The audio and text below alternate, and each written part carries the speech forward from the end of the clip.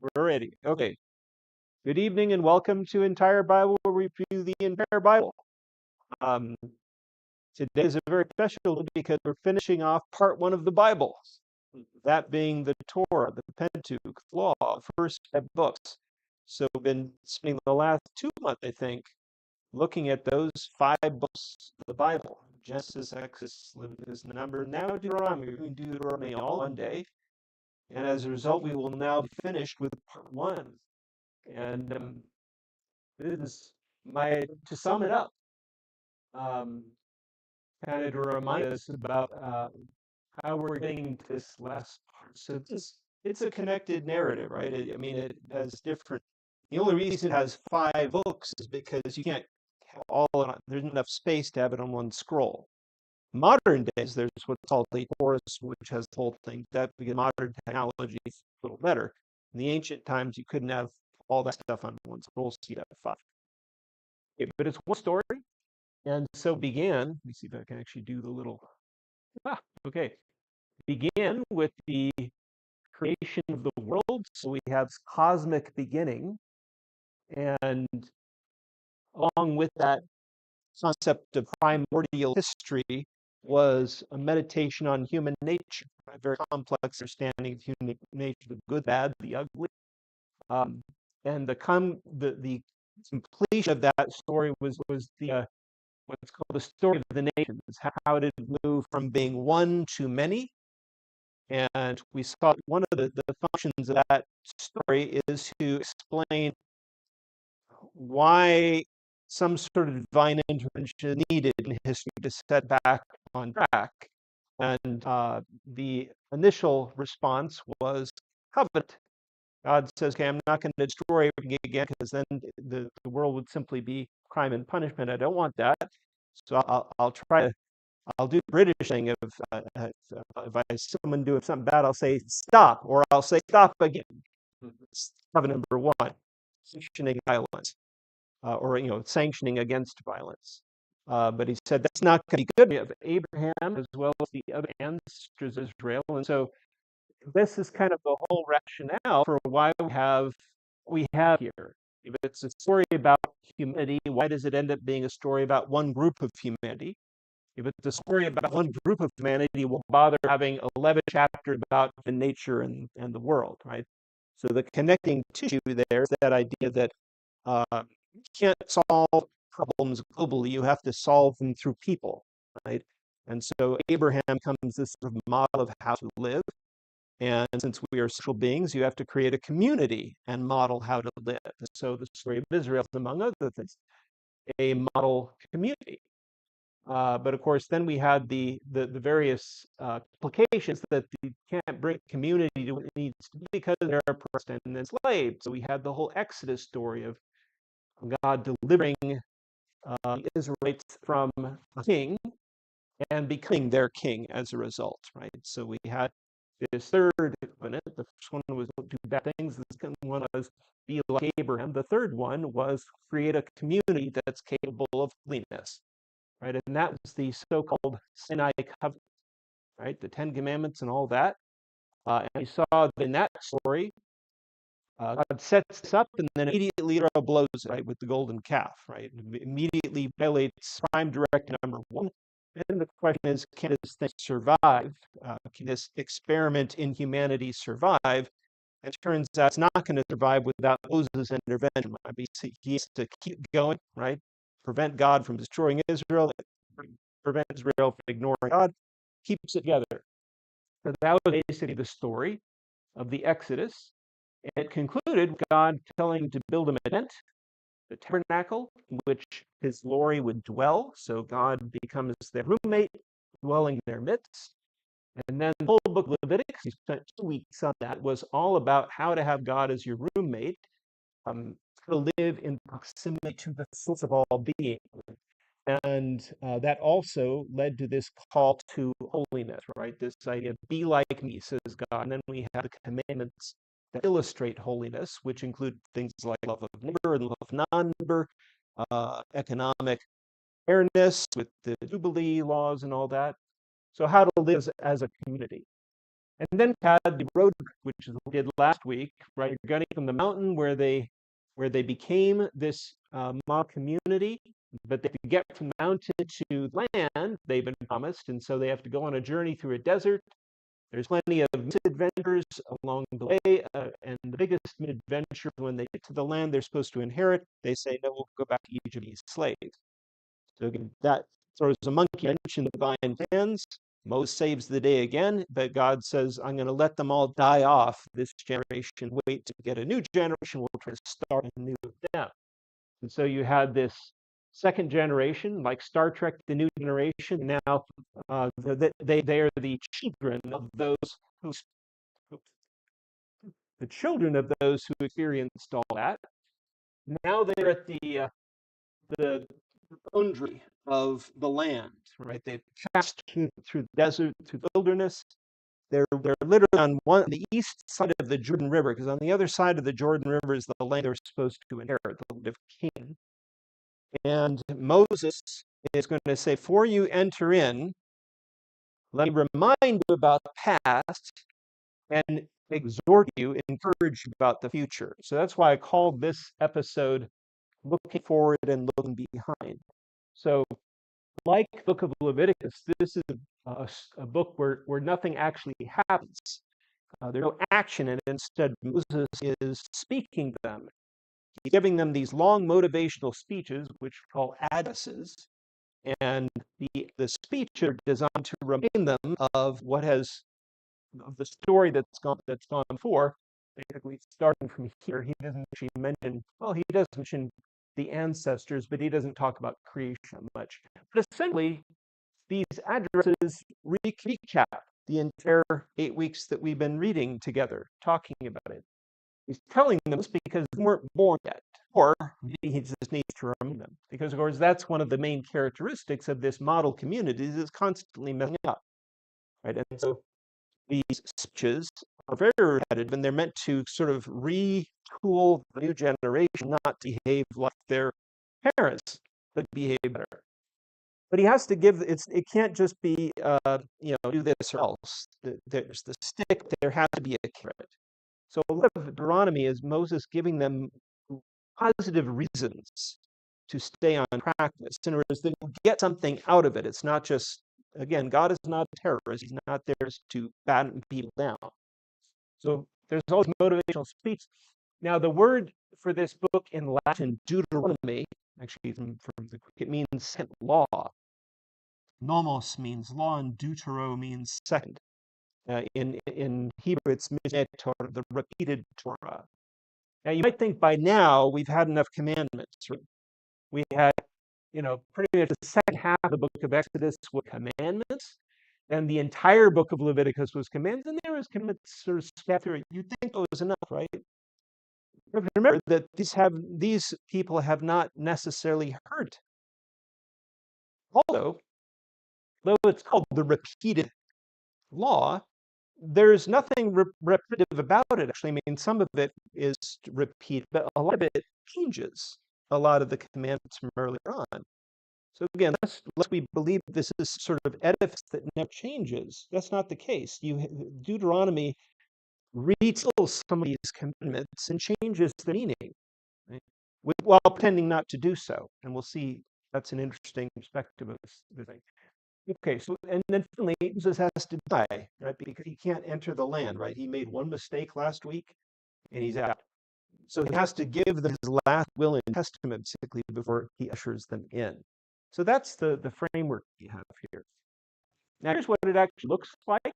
So we have these three addresses, these three lengthy speeches by Moses, and the first two involve what's called historical review, which is, again, recapping what's happened so far, followed by exhortations. Because this is the history, you ought to do X, or ought to avoid Y. So we're going to look at each of those. Then there are the commandments, which we'll look bits and pieces out of. And then there's final exhortation, which includes a song. It's called the Song of Moses. So he actually gets into a song and dance routine at the end. And that is how he transmits memory of the past, is through this song, which they are to repeat every so often. Since his voice is no longer there, he gives voice to this song, which is both again, a recap and also a looking forward. And the basic theme of the song is that you're going to mess up. It's okay, because you can always turn back. Right? So it's ultimately a hopeful message, but it's a very realistic message as well. There's a lot more to say about it.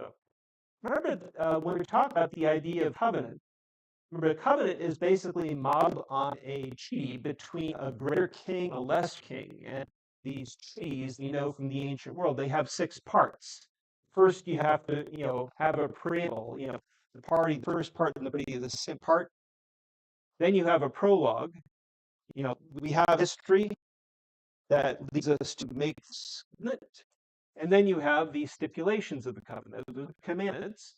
And then finally we're going to put a record of these commandments in some solid form, like tablets or a scroll. We'll call witnesses so that they are legally duty friends. And then we will encourage and sanction people to follow them. So the entire book of Deuteronomy is basically one long scene. Okay. Another very important theme here is the love of God. So love is a term that entered into the story back in the book of Exodus, right? God does not love anyone in the book of Genesis. Love is not an emotion or a characteristic of God in the book of Genesis. But in the book of Exodus, we are told in the song that the Israelites sing when they're being freed, they say, the people whom you loved, you brought out of enslavement, right? So there suddenly God loves them. And along with that love language, there was also that claim to paternity, right? Remember, God says, tell the Pharaoh, Israel is my son, my firstborn. Let them go. So there's some connection between this paternal intimacy between God and Israel. It's not always a easy relationship, as we've seen, but there's this intimacy of father and child combined with this call to love, right? In Leviticus, it's love your neighbor, right? Love your neighbor and your non-neighbor as yourself. Now we have this love of God theme. So the basic theme of love of God, it comes all the way through the book, mostly in the first and second addresses. So in Judaism and Christianity, there's 2 greatest commandments. There's love of God and love of neighbor, sort of the vertical and the horizontal. This is where the vertical part comes from. But love of God is not quite the same as holiness. Or holiness was this idea of the community is to model what God is like, to show forth what God is like by loving one another, right? It's one thing to imitate God, and according to creation story number 1, human beings are capable of imitating God because they're made in God's image. So they have that potential, and the function of this covenant is to actualize that potential. But love of God is a bit different because the way Moses is going to talk about love of God, he says you should love God, but not because God is God, but because God saved you from slavery. So love of God is not something that's intrinsic to human beings. It can only be a response to an act of God in history, right? To this revelation, right? That was the whole point of the Exodus, right? I'm going to let everyone know who I am by saving you, right? But you can't love God until you've been loved by God by that. So love, although we use the term very broadly in our culture and even in religious communities, love is sort of this, generic term that's bandied around. In the Bible, God does not love everyone because not everyone has been delivered by God in history. Right? Now, anyone can be, but there's nothing intrinsic to being human that makes one a child of God or loved by God. That doesn't mean the opposite of love is hate. God doesn't hate creation, right? Creation is very good according to Genesis 1. So we have to stop thinking in dualistic things of love and hate. Everything is good, and every human being has the capacity to imitate God through holiness, but love is something reserved for those who have experienced this direct intervention by God. So when Moses says love, he's saying reciprocate what you have received. And so it's something very specific to this. Anyway, we're going to find out about that. Okay, let's look at the first address, the first speech he gives. It begins with a historical review. Basically, this is what we talked about last week, the things that happened on the journey. And then we have the exhortation. He gives all sorts of reasons why they should be faithful to God. he reminds them about the revelation that they received at the mountain. In Deuteronomy, it's called Horeb. In the other books, it's called Sinai. Indication that there's a different tradition here, but it's talking about the same mountain. So he reminds them of this. He says, don't worship other gods. This is really interesting. We've heard that before, but now he's going to give them a reason for it. And then goes on to this theme of love. So let's take a look at this. Here's how he starts out. He says, follow these commandments because this is your wisdom and discernment in the sight of the peoples. The peoples means the rest of humanity. When the rest of humanity hears about these commandments and sees how you live them out, they will say of you, oh, look at this as a great nation, truly wise and discerning. Well, wisdom is a good thing, right? Wisdom as, not just information, but it's knowing how to live, right? Wisdom is basic practical knowledge, how to live. So Moses is saying, okay, there's all these commandments about various topics, but the upshot is that it makes you wise. It's a form of wisdom and discernment, right? Discerning is figuring out what we should do. So he says your first motivation is that people will recognize that. Who wouldn't want to be acknowledged to be wise, right? Okay. And then he talks about it's not just that you'll be wise by following the commandments, but the people will say, that there's been no other nation that has gods that have been as close to us as Yahweh, right? So here we have this claim to this unique intervention in history. What great nation has such wise statutes as this one that I'm setting before you today? So he begins with the carrot. Look at how great it is. Then he reminds them of the mountain that their parents were at. And it's really interesting because he doesn't say, this is, remember this when your parents were there, remember that you were there. He's speaking to a generation who was not there. But he's saying, remember, as long as you live, make these commandments known to your children, the day you stood before Yahweh your God at Horeb when he said, assemble the people and I'll teach them. So how can he do that? Is he just, I mean, he's getting old. He's like 120 years old now. Is he sort of senile and he's forgetting his timeline? Probably not. Probably this is a deliberate strategy. So yes, you've heard tell of this, but you were there, right, in some way or shape or form. And this is actually the whole function of ritual, right? We learned that in the story of the Israelites, they learned all these rituals that they would perform that commemorated these foundational events, right? The Passover, all those things. Whenever you do those things, you recall the ancestral past. This is true of any human culture, right? The function of ritual is to remember, not just intellectually, but in this kind of embodied participation. In fact, in later Jewish tradition, there is this important text. The Mishnah is the primary text of Judaism. It collects sayings of rabbis. And one rabbi said, in each and every generation, a person must view oneself as having personally left Egypt. In every generation, each person must say, this is this which the Eternal did for me, not just for my ancestors. So not only ritual, but also these speeches that Moses is giving them are meant to make this present, make the past present, right? And allow them to carry that past and present into their own future. Okay. Another very important Jewish tradition, another rabbi, this is sort of an early modern rabbi, 1700s, Rabbi Menachem of Kutz. He had a saying about this. He says, the giving of the Torah took place at Shavuot. That's a particular date of the year.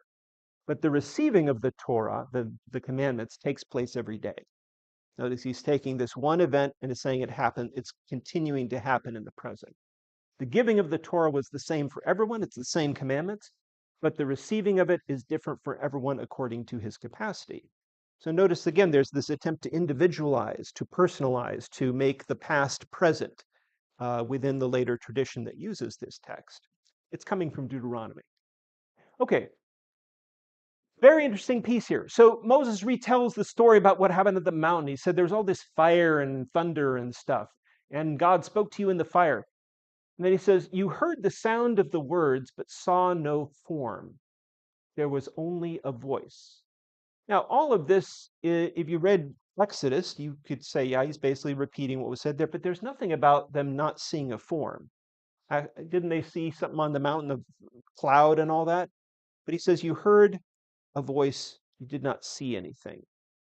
So in other words, the mode that in which you quote unquote your parents, which you have experienced this intervention, this spiritual revelation, it was something heard, not seen. Now this is going to be his explanation for why God doesn't like his picture taken. This thing about not worshiping visual images is not that he hates art. It's that for those who are part of this community to utilize a visual image in their worship or whatever would be denying the nature of that experience that Moses is trying to make contemporary, right? So if it was an oral experience, then you can't see it. And if you create a visual image, then you're distorting the nature of the experience. Right? Now, spiritual experience can take place use all manner of senses, right? People hear things, see things, taste things, right? Um, but this is Deuteronomy. It's fundamentally about hearing, because hearing is also about the language of hear also means to obey. So if you obey, you're hearing it, right? Okay, he continues, says that's why you shouldn't have any idols, any figures, because you saw no form. Don't make a form of anything and don't worship the form. Okay, so that's his first thing. Even more interesting thing about this, again, the theme of don't worship other gods is common, but here's how he puts a totally different spin on it. He says, when you look up at the heavens and behold the sun or the moon or the stars, which God created in Genesis 1, do not be led astray into bowing down to them and serving them. Why? Well, these Yahweh your God has apportioned to all the other nations under the heavens. But you, he's taken out of Egypt and given you this special role, this special experience. So here you have the God of the Bible endorsing polytheism. People aren't used to that because people who read the Bible tend to be monotheists. They tend to believe that God is, that there's only one God. But here it says, no, God gave all these other gods to other peoples as a form of devotion, but you're different from them. You're not better than them, you're different from them, right? So, and we'll see this again. There are some other places in Deuteronomy where he talks about this. Here's what we just looked at here. You portioned these to the other nations, so don't follow these gods you didn't know. Instead, it says, when the Most High allotted each nation its heritage, when he separated out human beings, he set up the boundaries of the peoples after the number of the gods. But Yahweh's portion was his people. He allotted his share. His allotted share was Jacob. So there's this sort of recognition of many gods, but yours is Yahweh because of not just what he did for your ancestors. You wouldn't be here if he hadn't done that, but also the mode of the experience, right? Don't have images. Just hear the word, hear the voice. The other interesting thing about the book of Deuteronomy is it has a whole section where Moses is commanded to write all this down. So it's the book of Deuteronomy that is the origin of the idea that Moses is the author of the first 5 books of the Bible. They don't say that, but it comes from this idea that Moses is writing down these commandments. So he's going to be dead, right? He's going to die. And his voice can no longer be heard as something spoken. But since he writes all of them down, whenever these texts are read rather, you're hearing again. You're hearing that original sort of experience, right? So the text is itself a form of revelation, right? This is another thing we'll discover is that when people talk about the Bible as the Word of God or revelation, it's basically an idea that comes from this book. It didn't exist before this book, and we'll see how that works out in a moment. Okay, so he continues to say, this has never happened to anyone before. So rather than see this as something that makes you less than human, you should say this is something that anyone would kill to experience. So because this is such a valuable thing, you should be faithful to it, right? Don't give it up. It's like, don't give up your gold mine. In fact, in Judaism, the phrase is simchat Torah, the joy of the Torah, right? It's something that is joyful to perform, not because you're trying to achieve anything, but because you're trying to connect with that primordial spiritual experience, right, in the past.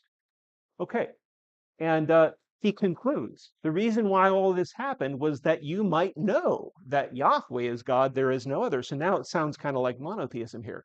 And again, the whole reason for the whole story of the previous 4 books was so that you, Israel, might know something. So knowledge is the other benefit to this. And also discipline, strengthening one's values, one's principles. When you hear the voice, you saw the fire, you heard him speaking out of the fire. Okay, and then we have the theme of love. So this is the first we hear about love in this book. It says, "For love of your ancestors, he chose their descendants after them, and by his presence and great power led you out of Egypt, dispossessing before you other nations greater and mightier than you, so as to bring you and give you their land as your heritage as it is today." Well, they haven't actually gotten to the land yet. That's after Moses dies. But this is the first time we've heard of love since the book of Exodus, God's love. But in Exodus, we only heard that God loved Israel. Now we hear that the reason he loved them was because he loved their ancestors. So again, think of who were their ancestors that Genesis made so much about. It was like the big name ancestors of Israel in the book of Genesis that we spent all those chapters on. Abraham primordially, right? Mainly also Jacob, right? And we'll see that they are recalled here. Now, I challenge you, reread the book of Genesis. It will not say anywhere that God says, "I love you, Abraham." No, nothing like that. But here, retrospectively, Moses is saying, God loved them, and that's why he chose you. Not because of something you did, but because of something they did. And so then we have to go back and ask, well, what was so great about Abraham?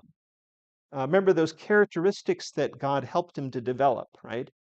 Yeah, there's the faith part, the trust part. There's also the fear of God part, right? All these things that Abraham develops a sense of justice, right? In Genesis 18, all these characteristics, apparently, according to Moses, that's why God loved him, because he actually developed these characteristics, right? And God didn't wave his magic wand and saying, "I give you faith and fear and all these." No, he had to work that out with God's help, obviously.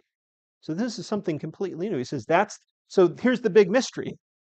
Why are you the center of this story? It's because of what they did, right? Because of those ancestors.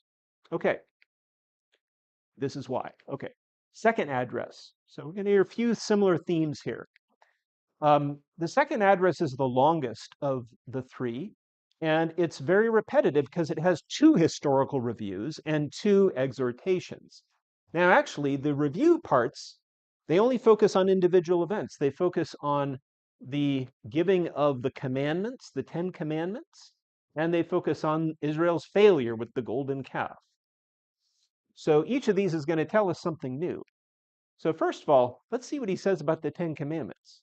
Okay, so he repeats the covenant. When you were at the covenant, you're at the mountain, your ancestors were summoned, not just with the ancestors, but with all of us here today. Notice he's making the past present.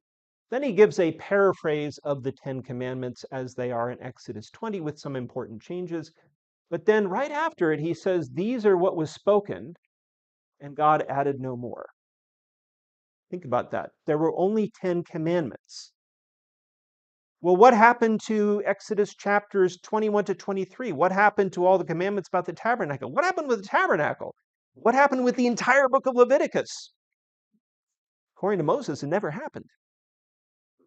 So the book of Deuteronomy, its understanding of commandments is very different from that of the first 4 books of the Bible. It agrees that there were 10, but it denies that there were all those other ones that we spend 3 or 4 weeks on.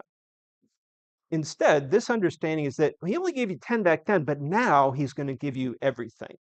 And that's why there's this lengthy part of this book that is supposedly new commandments, which have never been given. But it's very clear when we look at these that they're aware of those older traditions. But they were saying, no, this is completely new. Okay, so nothing but the 10 commandments. Here's an example. Okay, so according to the other stuff, there was the 10 commandments, the covenant code, the tabernacle, all the book of Leviticus, and then other commandments. No, not according to Moses. According to there's only this, and now there's this. So that gives you a very dramatic view of the different kind of understanding of this. By the way, it's very likely that the book of Deuteronomy was not composed to be the 5th book of the Torah. It is now grouped with those 4 books, but it was probably not written to be book 5. It was probably written to be the beginning of something going forward. which we call the Deuteronomistic history. That's a mouthful, but it's the history that comes after this. It's basically was written as a prologue, a preface to what will follow, without any thought that it's going to be put as the conclusion to something else. But now it is read as the conclusion of something else. That's why it doesn't always add up. Okay, anyway, let's take a look at these first things. The first thing in the exhortation is this famous passage. If you ever have attended a Jewish worship service or have heard of one, you will probably hear this prayer, this exhortation being spoken in Hebrew. Shema Yisrael, Adonai Eloheinu, Adonai Echad. Hear, O Israel, Yahweh is our God, Yahweh alone. This is either called the Great Commandment. It's also called the Shema because the first word is Shema, hear. Remember, the revelation is something heard, right? So this is Moses exhorting them, right? And actually, this English translation isn't the greatest.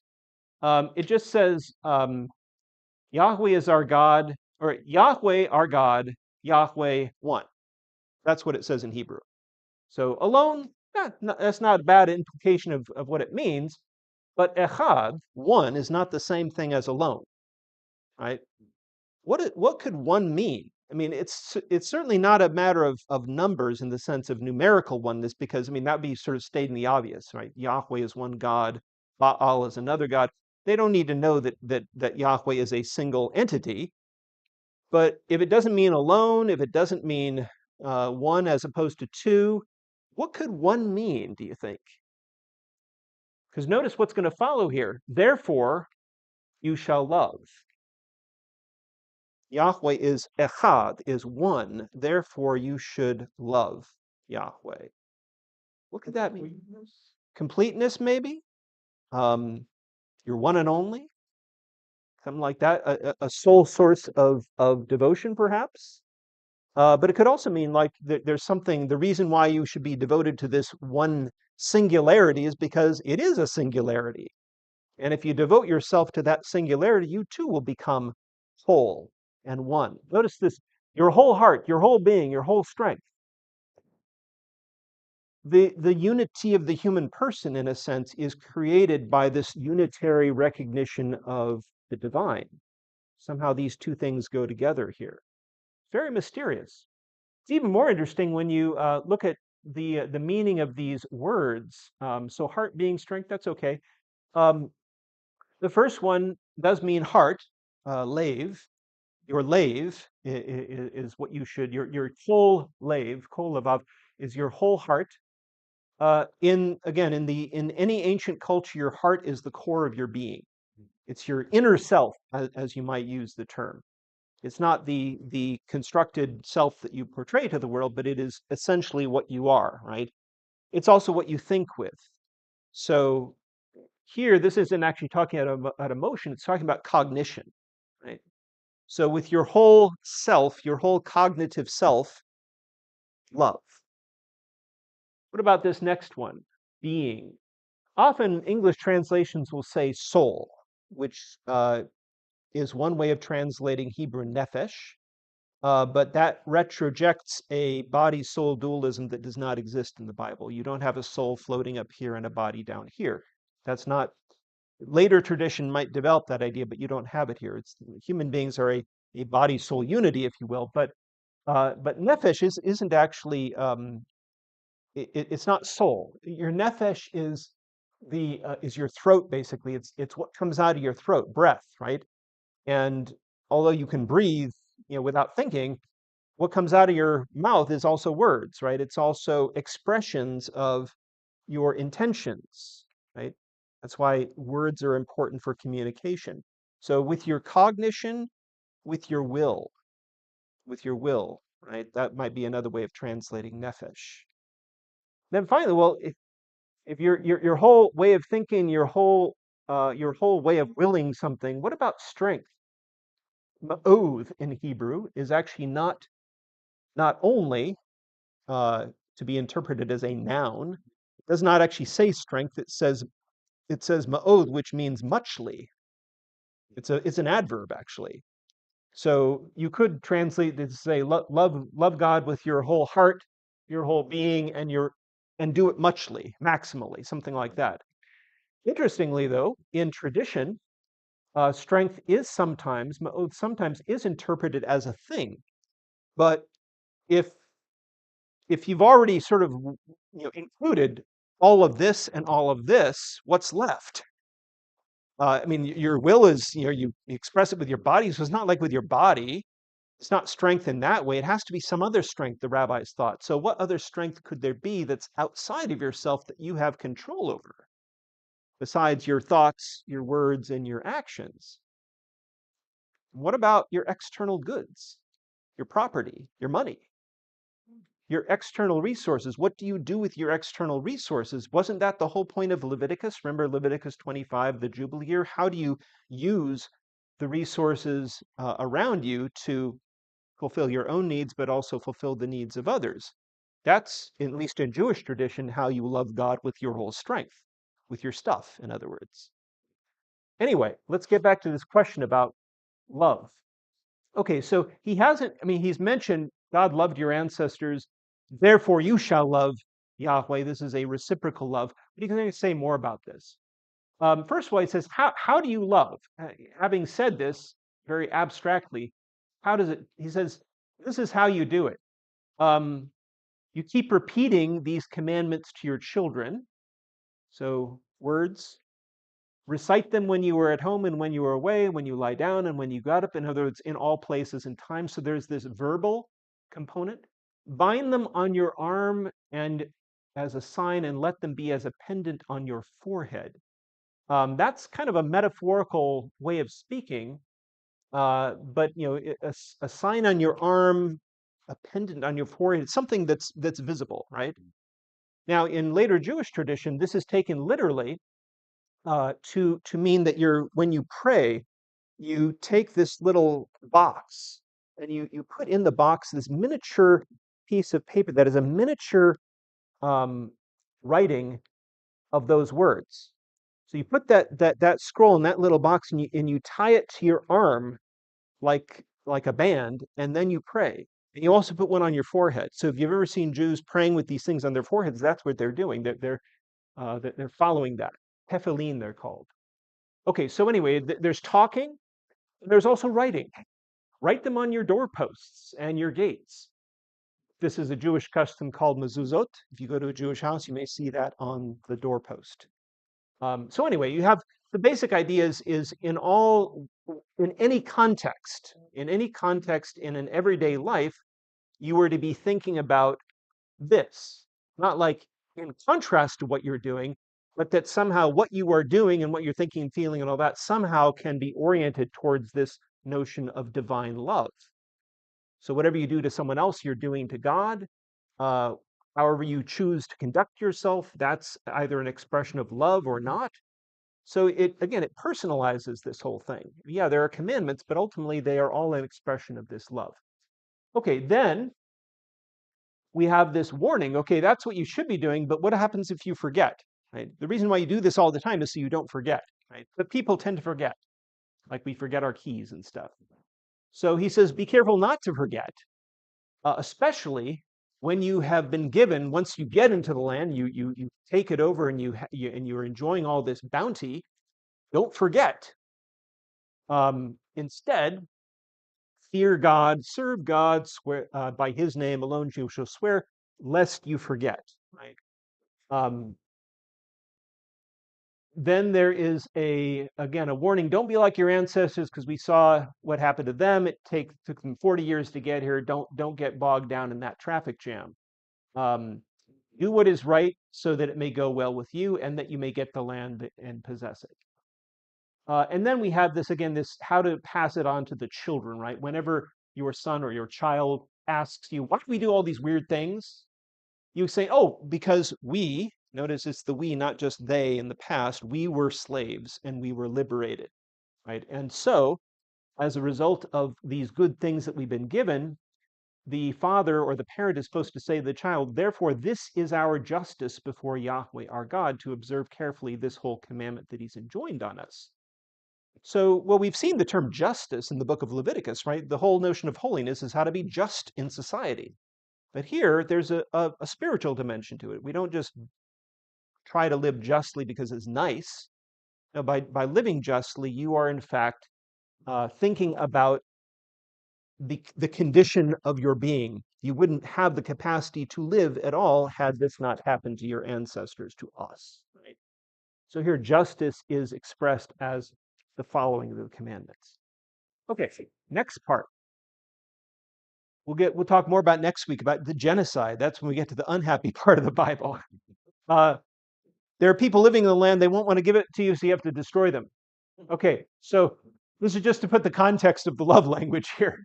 So when you get there, you're going to have to defeat them and put them under the ban. That means you have to annihilate them. We'll learn about that later. These are the bad people. Whenever people are worried about this stuff in the Bible, I say, well, first of all, the Bible is the only sacred text that attempts to validate genocide, unfortunately. No other religion has this. I mean, religious nationalists, terrorists, all that, they can concoct motives and rationales, but only the Bible provides one. Fortunately, it's only for this one people in the distant past, but still, and it may never have happened. Actually, this may be a later reimagining of their past as a conquest, but we'll get to that next week. The key thing here, though, is that in the story, what the Canaanites represent is they represent the Pharaoh, right? They represent that concept of human power and that concept of oppression. And so to get this land, we have to win it back from them, basically. But anyway, we have to destroy them all. Right after that, sorry, I'm going to skip that part to later. It says, don't be nice to them. Be nice to everyone else, but not to them. Don't intermarry with them because they would turn your children to serving other gods. So they're so dangerous you can't allow them to live because they would lead you astray. So instead, you have to destroy all their altars, smash their sacred pillars, destroy all their idols. Okay, not a command made of any other people, right? We just said that thing: God has given gods to all peoples, but not the Canaanites. They have to be destroyed. Okay, this is all but a preface to the language of love here.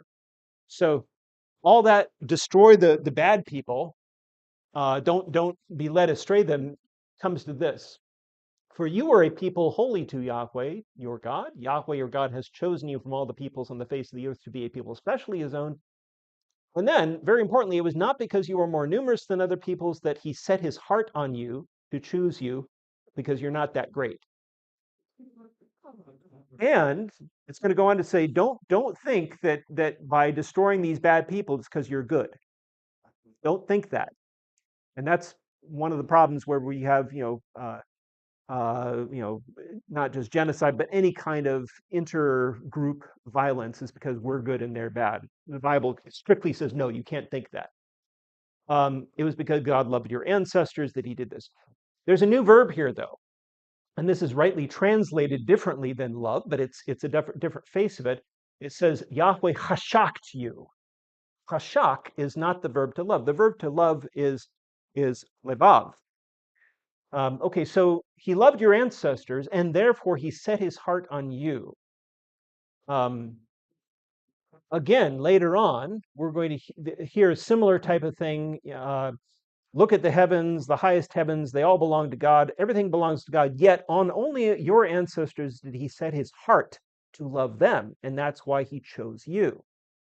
Okay, so what on earth is being talked about here? This is the most important term that defines the intimacy between the community and God in this story, chashak. It incorporates love, yes, but it's a different thing. The only other place where it appears in Deuteronomy actually gives maybe an example of this. So this is one of the commandments. It's part of the conduct of war. When you go to war against your enemies and you win so that you have captives, what if you, a male soldier, see a beautiful woman among the captives, and because and you hashak her so much that you wish to have her as a wife, so you take her home to your house? Then there's rules about how she can become your wife. So I don't want to deal with the question of consent here because it's not there. That's not discussed at all, unfortunately. This is Romeo and Juliet, though, right? What's Romeo and Juliet? It's a story about people who are in enemy groups, right? So there's no rational reason that a person in one group would fall in love with someone in the enemy group. It's something intrinsic to the individual. So we have no idea why he hashaks her, but for some mysterious reason he does. It's the same thing here with God. So you could say, well, he loved Abraham because Abraham was good. But he says, no, he also hashaked them. So we have to figure out what hashak means. It literally means desire. It's not like self-emptying love or anything like that. If you've ever been in love, you know what hashak means. You could rationalize it maybe, but really there's something mysterious about that person, right? That person is not interchangeable with anyone else. It's like, well, I'm done with you. I'm going to fall in love with someone. Well, I mean, people do that, right? But not while you're in love. While you're in love, you don't accidentally fall in love with someone else, right? It's a unitary, singular thing, and it is not irrational, but it's not rational.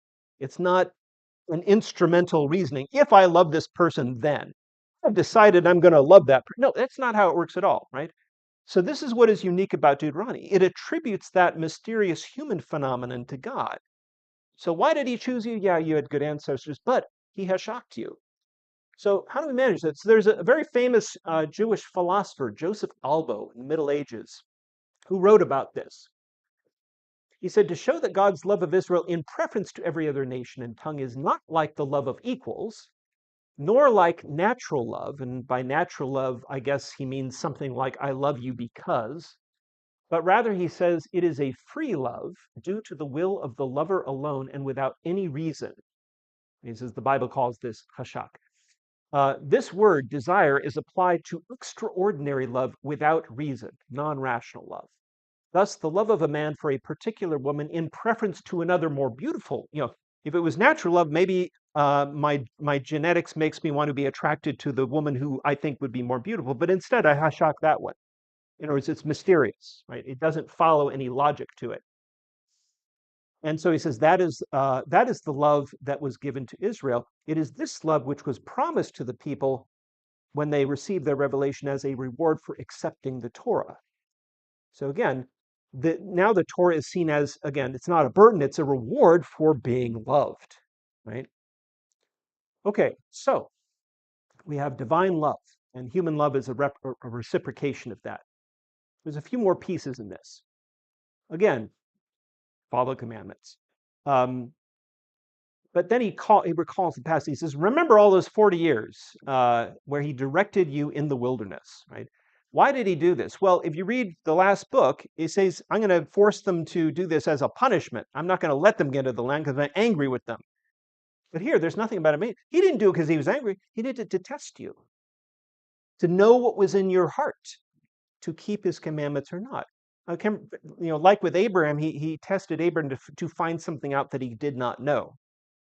So this is a totally reinterpretation of all those hardships. It wasn't because he was angry with you. I mean, maybe he was a little, but no, this was a positive thing, right? To find out what was in your heart. And of course, that's what love is, right? You want to find out what is you want to know the other person as an individual, a unique individual. We want to find out what's in their heart, what's in your heart. So it's taking the idea of romantic love and it's applying it sort of above the words of the earlier texts. It's like a different level of meaning to it all. Why did he do this? Well, he did it so that you might know. And why did he give you all that bread? Well, it's not because you were hungry. It was because so that you might know that not by bread alone do people live, but by all that comes forth from the mouth of Yahweh. This is not by bread alone. You've heard that expression in English. This is where it comes from. Many people say, oh, Jesus said that. Yeah, but Jesus was quoting this. So there's all that. There's that literal level to the text and everything that we read, and there's this underlying loving testing that goes on beneath it. All that stuff. He didn't let you die. You didn't die in the wilderness. I mean, the bad generation did, but you didn't die. So that you might know in your heart, in your inner self, that even as a man disciplines his son, so God disciplines you. Okay, well, this would apply to mothers and children as well, right? It's a parent. So if you've been a parent, you know that how do you discipline a child? You discipline them for their own good, right? Now, of course, you can also turn discipline into a form of torture, which is not good, right? But you know, I as a parent, I know there are many times where it's like, yeah, I really didn't want to do this, but I know I have to because if I don't respond in this way, my child's not going to grow up uh, in a sociable way, right? You need to discipline. So again, everything that was negative in the other stories is now given a positive spin. Okay, again, there's a warning about prosperity. Watch out where you get all this stuff. You get to you get everything that that you're promised in this land. Don't forget how it came to you. Don't forget that it was Yahweh your God who gave it to you, because if you forget, then what's going to happen? You're going to forget all that. You're going to forget the story behind your identity. Everything that enabled you to become who you are, you will forget. And you'll forget why it all happened, that you might be tested, right? That you might be strengthened. And so ultimately, you have to remember, because if you don't, then you might say, oh, I did all this. My own power, the strength of my own hand has got me all this wealth, all this prosperity that I have now. That's what you don't want, right? So just like any kind of spiritual practice is about mindfulness, right? The opposite of mindfulness is forgetfulness, right? You forget who you are. You lose sight of your true identity. Every spiritual practice is about that. And this is basically what Moses is talking about here to them. Okay. And then again, he warns them that this is all happening not because you have earned it specifically. Maybe your ancestors, but you have not earned it. So when you go to dispossess these people that you're about to dispossess, they're really bad people. God's going to help you do it, but don't say in your heart, it is because of my justice, because of my goodness that Yahweh has brought me in to possess this land, and because of the wickedness of those people. Whereas it's not just because they were bad, it's because I'm good. I deserve this. Well, that kind of goes counter to the grain of love, right? Because love is something that you don't deserve love. Justice is what we deserve. That when we do for one another what we owe each other, that's justice. But love is going beyond that always. So it says, don't think that anything that you get is because it's owed to you. Rather, it's not because of your justice or your integrity of heart. It is because of their wickedness, but it's not because of your justice. So don't think that because they are destroyed, it's because you were a better people, right? Not because of your justice, but rather because of this hashak, this love, right? Okay, so that's basically the gist of his motivational speeches. Now we get to the commandments. We're not going to go through all of them, but we're going to look at two of them. Two things. All these chapters have all these commandments in them.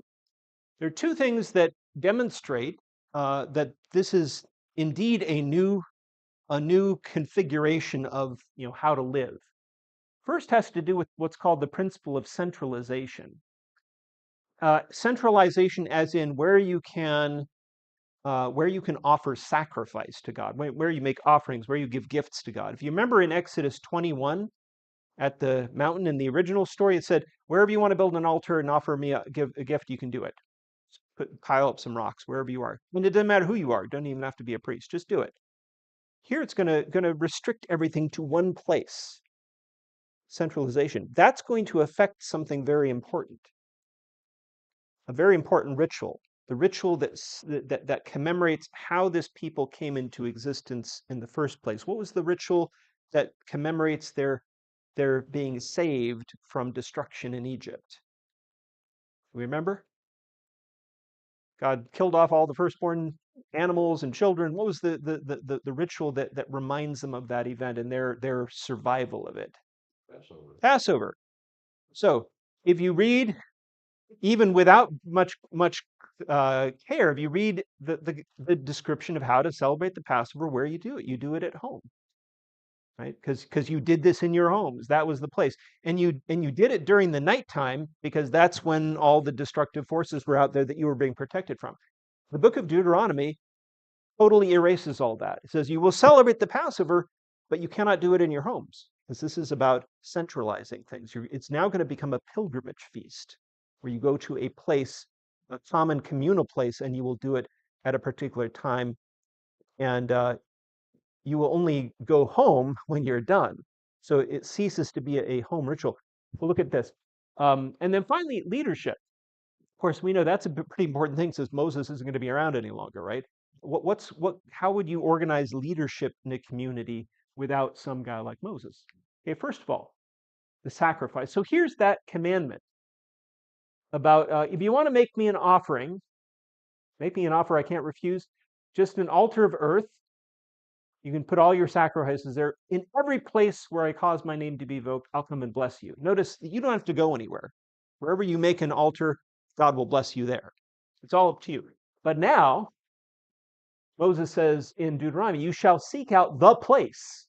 It's not every place, it's the place which Yahweh your God chooses out of all your tribes and designates as his dwelling to put his name there. There you shall go and do all these things. There too, you shall celebrate any festivals, right, in which God has blessed you. Notice the color coding. This basically takes the words of the original commandment and recontextualizes them, makes them mean something they didn't mean originally. So this is a good example of how tradition evolves. Right? Forget for a minute why they want to centralize. This is another thing that's kind of behind the text. But that these supposedly eternal and unchanging commandments are themselves being changed, right? And that's why Moses has to deny that this ever existed, right? Because this has to be retooled now. Passover. So here is the original Passover thing. Don't go outdoors until morning because you'll be destroyed otherwise. Put blood on your doorposts to keep the bad thing out. And this is why, because God's going to strike all the Egyptians, but it'll protect you. Keep this practice forever. Never change the ritual. Here's Deuteronomy. Well, Moses says, observe the Passover since it was in this month that Yahweh brought you out of Egypt by night. What's wrong with that picture? You can't leave by night because at night is when the bad stuff, you have to stay at home at night. Now, no, he took you out of Egypt by night. So if you want, so every year you're going to celebrate the Passover by going to that place, that central place. You can't do it at home. You have to do it in the evening when you left Egypt. You didn't leave Egypt in the evening. And in the morning, you may return to your tents. So it totally, and not only does it change where you do it, but it doesn't mention any of this. There's no recollection. It's all been, that memory has been suppressed in Deuteronomy about why this was done as a household ritual. So again, there's later in the Bible where we'll see the sort of historical event that led to this change. But it just illustrates that, first of all, there's obviously an awareness that these commandments exist in those forms, and they didn't just jettison them; they rewrote them, more or less. Right? They rewrote them. Whoever the they is here, yeah.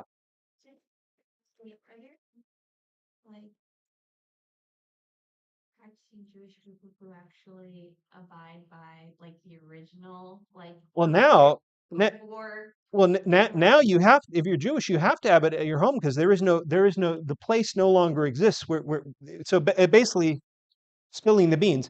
Later on in the history, God says, I want you to build a temple for me here in Jerusalem. And which automatically violates the law of the altar because he doesn't say make it out of earth, make it a big monumental palace type thing. But the temple becomes that place. Well, there is no more temple there. And ever since that time, that was when the Romans destroyed it in 70 AD. After that time, you could either forget your past and ignore these things that defined you, or you could say, okay, well, we're going to adapt to this new circumstance. There is no place anymore, so the home will become the place again. So just like, the Jews do not put blood of goats on their doors when they have Passover, because you would need to offer a sacrifice in the place to do that, and there is no place to do that. So it adjusts. So the point is that tradition is flexible. It adapts, even if it pretends not to. Okay, so that's one thing the laws of Deuteronomy do. This other one about leadership, that kind of follows more with our theme, though, about what to do without Moses. It talks about, first of all, who are priests? Well, we go back to what we did last week. Remember, that was whole thing, all those conflicts about who could be a priest. And in the end, God says, Aaron will be my priest. Aaron and his sons. You Levites are not priests, right? That was the big thing last week. According to Deuteronomy, all Levites are priests. That's pretty radical. And yet they're both in the same canon of literature, right? They both of these traditions have been preserved. It's extremely important that the entire tribe. So this is that doesn't exist according to Deuteronomy. This is the whole ethnic group of this tribe. They are the ones who function as priests. Um, what is their role in society? They are the judges. Remember that you've had all these stories about earlier on about Moses appointing judges. He didn't appoint priests as judges, but now in Deuteronomy, well, yeah, you have like village judges, right? Whoever you adjudicate disputes at the local level. But what happens if there is a case that is too baffling for you to decide? Well, you have an appeals court, right? And that's run by the Levites, the priests. But it happens in the place, this one place that you will have. So it has like one place of worship, one place, it's like the Supreme Court, right?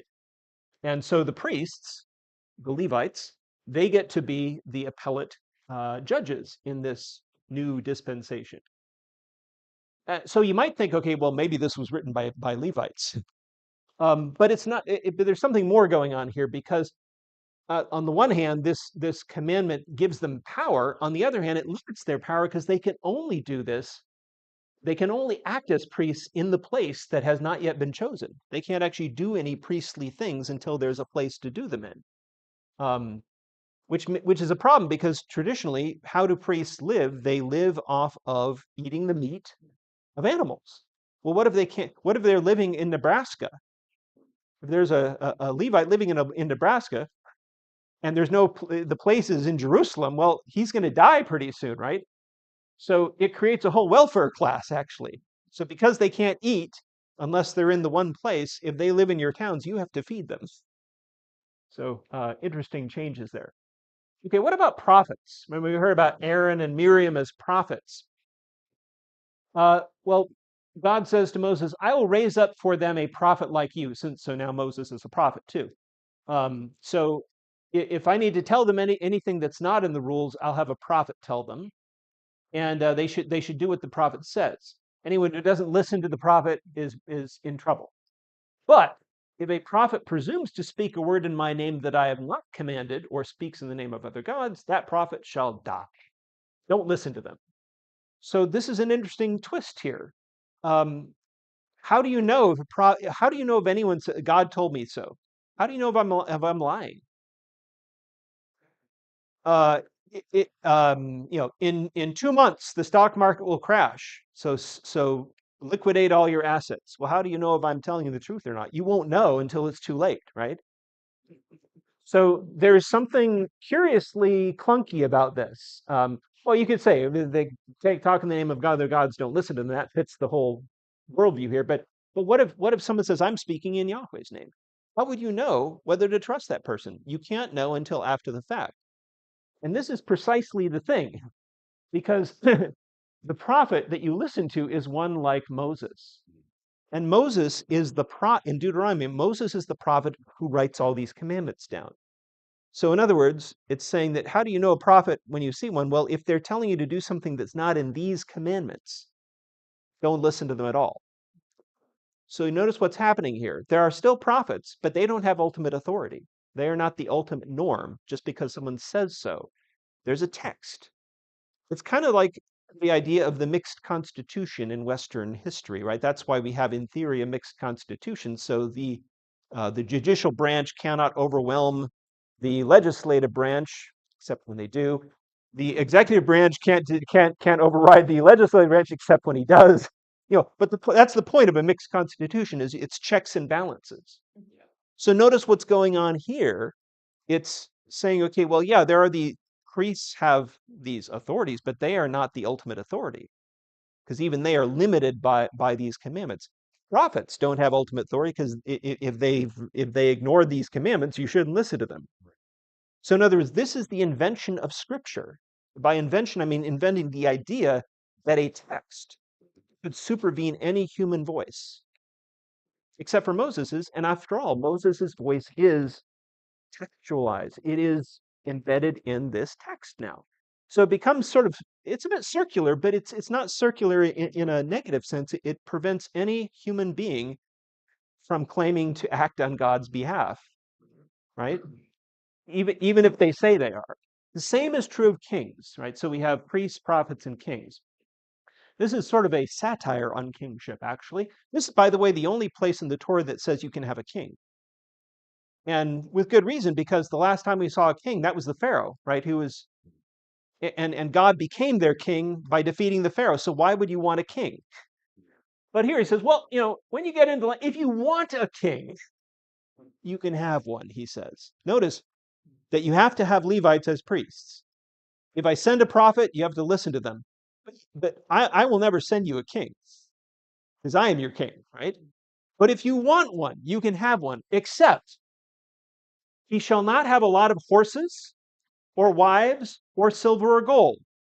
Okay, well, is God an anti-equestrian? What's this about not having horses?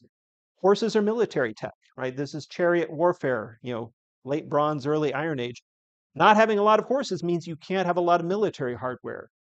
Not having a lot of wives, this is not a criticism of polygamy per se. It's also not saying that kings who have a lot of wives are lecherous, although they probably were. Um, it's that marriage is how you create alliances with other states. You solidify alliances with other powers by marrying their sons or daughters. So a king who can't have marriage alliances can't have any diplomatic power.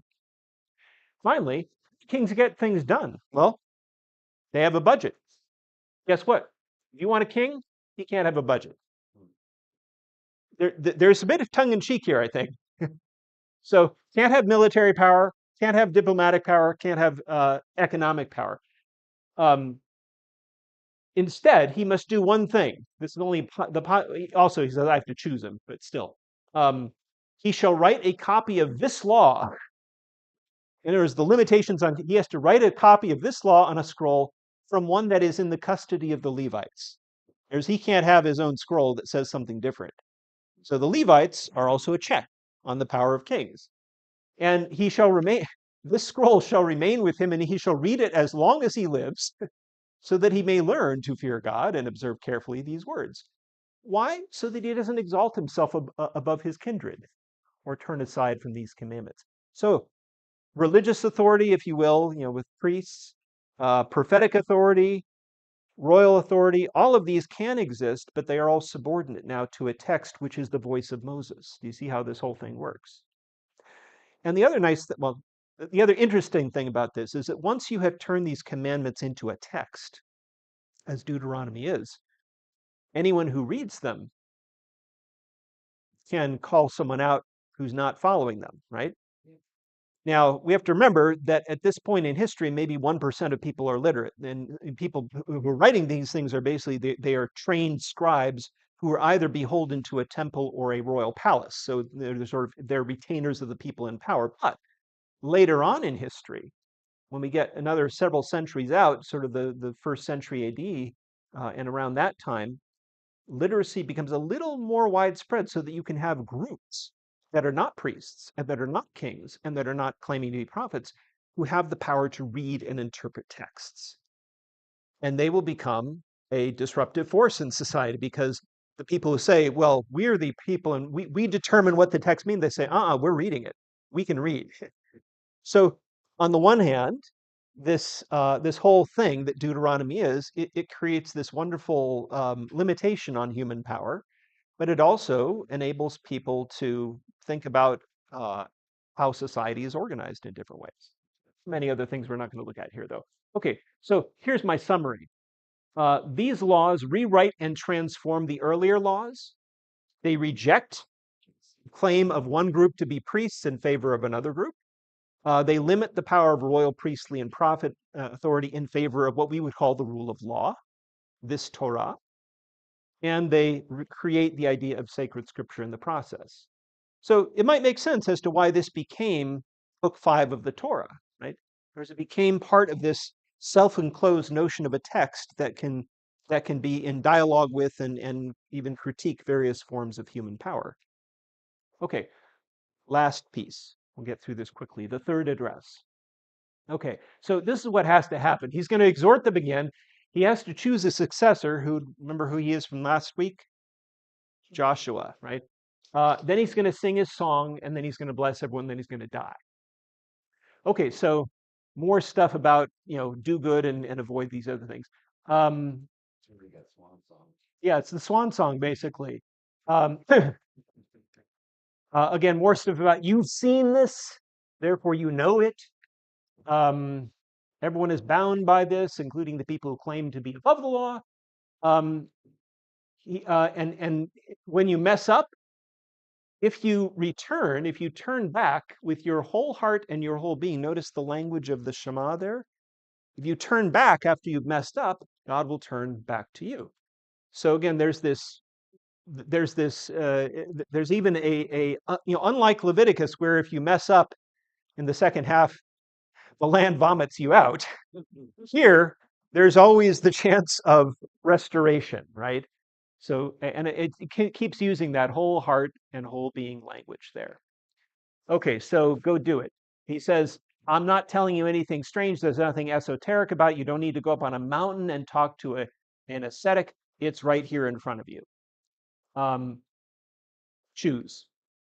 Okay, then he chooses Joshua as successor. He says, I'm going to die. I'm 120 years old. I'm tired.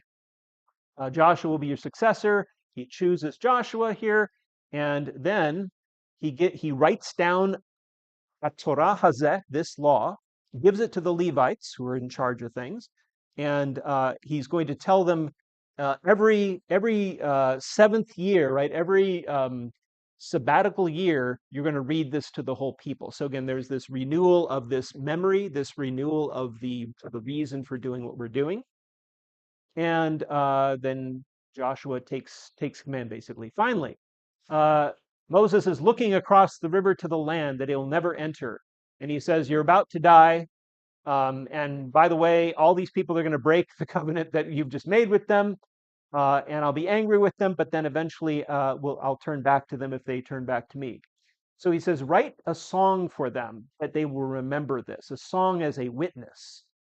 Okay, so then he writes this song. I don't know whether he used AI to help him write it, but he wrote it. And the song, again, is basically a poetic retelling of what we've been reading for the past 2 months. It's a poetic summary of the whole story. Um, he calls upon creation, the heavens and the earth. So think back to Genesis 1. He says, I call you all to witness about what I'm about to say. He speaks about how great Yahweh is, um, reminds them that they are his children. He is the father that begot them. And he says, remember the days of old, right? Remember your ancestors whom God hashah, right? He set boundaries for all the other peoples and gave them gods, but you are his people. He tells them about the Exodus, about how he saved them, and then he talks about how you weren't grateful and you started to forsake him. Um, he says you'll experience hardship. Enemies will attack you and defeat you because of this, because you're not relying on me, uh, and my wrath will be kindled against you. So again, this is this negative view of future history. You'll go into exile. There'll be terrible things happening to you, but because these enemies that will overwhelm you wouldn't recognize me as the reason they succeeded, they think it's by their own power that they did this. I'm going to put them in their place. Because, by the way, although I allowed them to defeat you, they also brutalized you and victimized you more than I would have wanted. And so they are now accountable for that. So even when we'll see in the Bible too, in a lot of the prophets, they say, Assyria is the rod of God's wrath upon you, Israel. It says, but the Assyrians are not unaccountable for whatever they do to you. Okay, so eventually he's saying, when you return to me, I'll return to you. And these nations that think they are in charge, they will not be in charge. There's more stuff about, the beating out the grapes of wrath, that whole thing from the Battle Hymn of the Republic. That's where we get that from. In the end, God says, I will exact judgment on everyone, right? So you will be saved from those enemies, just like I saved you from the Pharaoh. And then he again calls creation to witness about this. Okay, so finally he has to die. That's the end of the story here. He dies. He goes up to a mountain, and God says, here, take a look at the land I'm going to give you. So here you have that repetition of the promise to Abraham and Isaac all the way back to the book of Genesis. Here, I'm going to give it to them now. And then we're told that Moses died and he was buried in a valley, and no one knows where his burial is. So you have this sort of very interesting artistic representation of him dying and being sort of buried mysteriously. So the point of him dying and being buried without entering the land, we could think of, well, it seems a bit harsh on him given all that he's done. But I think another way to think about that is that his legacy is his voice in the words, right? So he is dead, and he cannot be second, and no one can second him in this story. There's no one like him. Remember in the book of Numbers, but he is eternally accessible. The essence of what he was and did is eternally accessible now through the text. That is what's being carried over across that river into the land, and that will be with them always. So that's kind of, I think, the reason why he has to die. And then finally, there's this sort of eulogy about him, about how great he was. Um, Says there was no prophet has since arisen like him, who knew God face to face, who did all these things. He was great. Um, and that is the end of the Torah. And so next we get to find out what happens on the other side of the river next week. Thank you. Yes. Can you back to the polytheism? Yeah, sure. So where was that from? Is there any more mention of? Oh, all over the place. Yeah. Again, there's no. I mean, the terms like polytheism and monotheism, these are Greek philosophical concepts. Um, the Bible neither confirms nor denies the existence of other gods. In essence, it simply says that there are other objects of devotion. Right. That's all it says. What about the New Testament where Jesus says there's only one God? He's just quoting this basically. Now, I mean, yeah, when we get closer to New Testament, we're getting again more in a Greek world where there's theorizing about this. And actually, the Wisdom of Solomon, which is one of the wisdom texts, it actually develops this whole theory of monotheism as well, but it's not here yet. However, on the other hand, you can see how it develops out of this language. You can see, Yahweh your God is one. He's the only God for you. All that you can see how that easily moves to, okay, maybe that's numerically the only one out there. But in the earlier parts of the Torah, especially in the book of Exodus, it says it's literally Yahweh is the greatest of the gods, but he can't be the greatest if there's nothing there.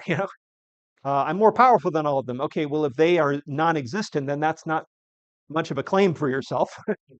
So, but there's no consistency about it. There's just different ways in which this is, and often it's in the poetic text that you get something that's close to monotheism as a consistent idea. But yeah, it eventually arises, and it arises because the religions that emerge out of the Bible reflect the interaction of the Bible and Greek culture, including Greek philosophy. And so really that becomes absorbed into the way of Jewish and Christian and later Islamic thinking about the unity of God.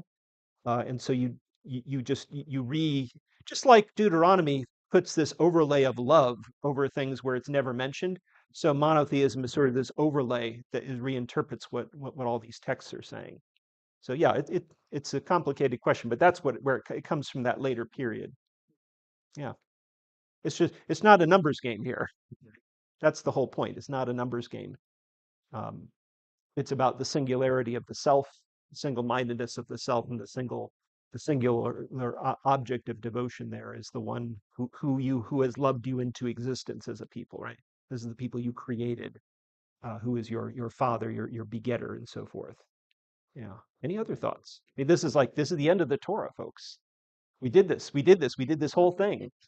You have now been exposed to the entire foundation of. There are books in the Bible that have nothing to do with this, and then the wisdom texts are very much in their own world. But this is the primary storyline, and once you know this, any other book in the Bible, you will see what's going on under the surface. If you want to talk about, say, the New Testament, the Gospels are basically a retelling of the Torah. If you know the Torah, you'll see the subtext throughout the Gospels. So this is the foundation and you'll see it too, because the pattern of what happens here is something that is repeated, right? That's, if you want to call it a myth, that's what myth is. A myth is a story that's always true because it can always be repeated, right? It can always, the same pattern of events and the dynamics underlying the truths that the events reveal follows this pattern of the Exodus. And in here, it's the story of one people But as we know, like, during the civil rights movement, it was appropriated in order to end segregation, the language of Exodus and liberation and all that. So people throughout history have appropriated this story and applied that pattern to their own experience too. So yeah, it is a story of a particular people, but again, why tell it by having that 11 chapter introduction about all humanity if it couldn't be relevant to them in some way or shape or form? The connection with the how do you move from this story of this people to everyone, that's sort of the New Testament idea. Um, in the book of Acts, Paul, the first Christian evangelist, he speaks to the non-Jews saying, before now, God has allowed you to be ignorant by going after these other gods, read Deuteronomy, but now he calls you to recognize him. So it's this same kind of thing, like everyone can be part of this unique experience. Right? Not that everyone couldn't at this time, it's just it wasn't, Israel is the only one who's being called here. Right? They have to because that's the condition of their very existence. But as we know, there's resident aliens here. Anyone who wants to share in that experience can do so, right? And in the New Testament, it's like, okay, now we're going to do the same Exodus with everyone now, right? So that's why if you know this story, everything else kind of falls into place nicely. Yeah. Okay, well, we will have a couple more weeks before summer break, so we'll get to do the next couple books probably. So we'll take care then.